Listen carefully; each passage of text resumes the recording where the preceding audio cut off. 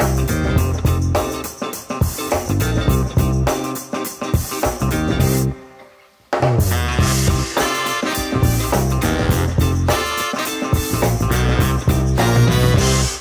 मी प्रेरणा. तुम्ही पाहताय let's up Marathi. एकदा काय झालं, या चित्रपटाच्या निमित्ताने अभिनेते सुमित राघवन आहेत आपल्यासोबत. कसे आहात सुमितजी? मी उत्तम आहे. सर्व प्रेक्षकांना शुभेच्छा. सर्व प्रेक्षकांना ही आनंदाची बातमी देतो की आज आमच्या चित्रपटाचं म्हणजे एकदा काय झालं या चित्रपटाचं म्युझिक रिलीज झालेलं आहे, टीजर लॉन्च झालेलं आहे आणि 5 ऑगस्टला आमचा चित्रपट सर्व चित्रपटगृहात लागणार प्रदर्शित होत आहे. तर अवश्य या बघायला. आणि हे प्रत्येक म्हणजे फक्त मराठी भाषिकच नाही तर प्रत्येक बाबाला, प्रत्येक मुलाला, प्रत्येक आजोबाला, प्रत्येक आजीला ही मी विनंती करतो की त्यांनी येऊन अवश्य आमचा चित्रपट बघावा. नक्कीच. सलील कुलकर्णी आणि खरं त्यांची गाणी सुनिधीही म्हणाली की त्याच्यात एक साधेपणा असतो, नात्यातील जिवंतपणा असतो आणि तेच मला वाटतं या चित्रपटातही असेल. ॲब्सोल्युटली. वेगवेगळ्या प्रकारचे चित्रपट आपण बघितलेले आहेत. सामाजिक आहेत, बायोपिक्स आहेत, ऐतिहासिक आहेत. तर त्याच्यामध्ये असा एक चित्रपट येतो की जो म्हणतात ना की simplicity is the toughest job. You know, साधेपणा हा हा सांगायला खूप सोपं आहे. माणसाने नेहमी साधं राहावं हे बोलणं खूप सोपं आहे, पण ते नेमकं काय तर हा चित्रपट आहे असं मला वाटतं.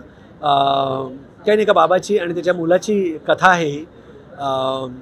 त्याचा बाबा जो आहे किरण, त्याची एक शाळा आहे, एक वेगळ्या प्रकारची शाळा त्यांनी सुरू केलेली आहे की ज्याच्यामध्ये पाठ्यपुस्तकांवर त्याचा विश्वास नाही. त्याचं म्हणणं असं आहे की गोष्टीतनं आपण प्रसंग समजावूया आपल्या विद्यार्थ्यांना आणि म्हणजे दीर्घकाळ स्मरणात राहतात. आणि त्याचं उत्तम उदाहरण म्हणजे आजही आपल्या लहानपणी आपण ऐकलेल्या गोष्टी या लक्षात आहेत, असंख्य गोष्टी आहेत. तर मला असं वाटतं की चित्रपटाच्या माध्यमातून, गोष्टींच्या माध्यमातून आपण आपल्या मुलांना वेगळ्या प्रकारचं म्हणजे प्रत्येक प्रॉब्लेमचं सोल्युशन आहे ना माझ्या त्या गोष्टीत कुठेतरी दडलेलं असतं. तर ती गोष्ट सांगायची कला जी आपल्या समाजात आहेच ती कुठेही लुप्त होऊ देऊ नका. आणि त्याच्यावर भाष्य करणारा हा चित्रपट आहे की एक मुलगा आहे, त्याला विचारते त्याची डॉक्टर की तुला मोठं होऊन काय व्हायचं आहे, तर तो म्हणतो की मला बाबा व्हायचं आहे. प्रत्येकासाठी आपापले बाबा हे सुपर हिरोज असतात. म्हणजे माझ्यासाठी माझे बाबा सुपर हिरो आहेत. तर तसंच चिंतनसाठी किरण हा सुपर हिरो आहे. आणि त्याचं इतकं ओव्हर पॉझिटिव्ह असणं की त्याच्यासारखेच कपडे घालणं. त्यांनी आजीला सांगणं पण माझं पण नाव किरण का नाही ठेवलं, चिंतन का ठेवलं, बाबाचं नाव किरण आहे ना तर माझं का नाही किरण ठेवलं. असा हा मुलगा आहे. आणि जेव्हा त्याला कळतं की आपल्या घरात काहीतरी एक वेगळ्या प्रकारचं वादळ सुरू झालेलं आहे तर त्याला तो कसा सामोरं जातो आणि हा किरण कसं गोष्टीतनं त्याला एक वेगळ्या प्रकारची मॅच्युरिटी देतो त्याची कथा. पण अनेक पालक त्यांच्या मुलांना ना काहीतरी गोष्टींमधून काहीतरी सांगण्याचा प्रयत्न करतात कारण ते त्यांचं वय असतं, त्यांना त्या गोष्टींमधून सहजपणे पोहोचतं. तुम्ही तुमच्या मुलांना कशा पद्धतीने ते करता? मी पण गोष्टी हो म्हणजे चिन्मयी एकतर वाचनवेडी आहे, त्यामुळे आमच्या घरात भरपूर गोष्टींची पुस्तकं, मग ती वाचून दाखवा किंवा म्हणजे कितीही चावून चोथा झालेली कासव आणि सस्याची गोष्ट असेल तरी ती आवडतेच. आणि ना ती गोष्ट सांगायची वेगवेगळी पद्धत असते. प्रत्येक बाबा आपल्या मुलाला ना एक वेगळा ससा उभा करून दाखवतो ना, एक वेगळं कासव दाखवतो ना.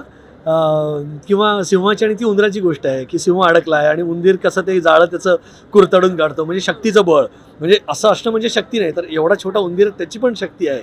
तर अशा वेगवेगळ्या गोष्टी आपण सांगतो आणि त्याच्यात काही ना काहीतरी मिळतंच पोरांना. मला असं वाटतं की ही खूप खूप सुंदर पद्धत आहे आणि गोष्ट ही सांगितलीच पाहिजे.